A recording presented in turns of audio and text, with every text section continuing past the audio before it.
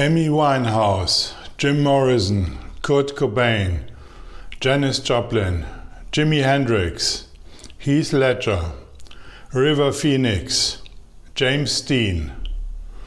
Giants that haven't even turned 30 and that we won't forget.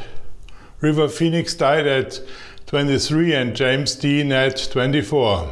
Heath Ledger at 28. The others, Amy Winehouse, Jim Morrison, Kurt Cobain, Janis Joplin and Jimi Hendrix, just turned 27.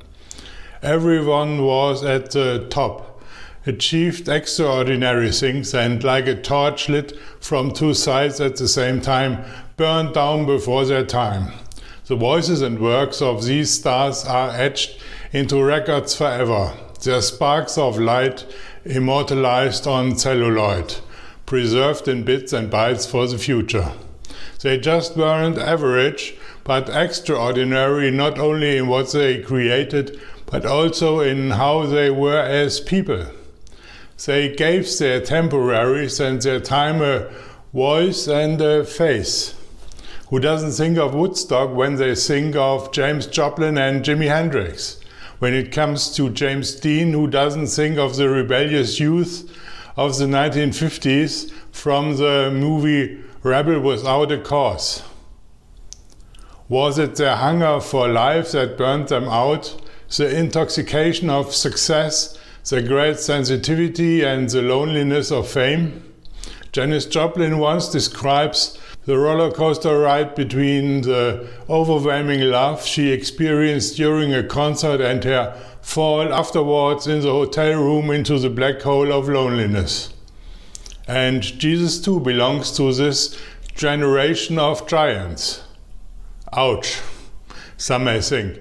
How can you name a Jim Morrison whose profane lyrics were even censored with a beep so as not to spoil the youth of his day in one breath as Jesus?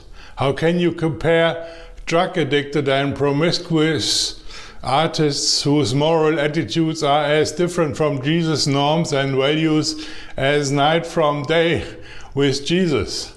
Don't they belong more in the black sheep category?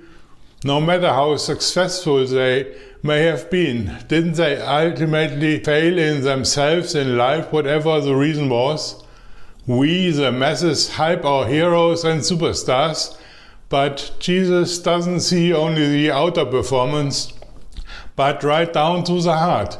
He sees the loneliness of a Janis Joplin and the inner turmoil of a Jim Morrison.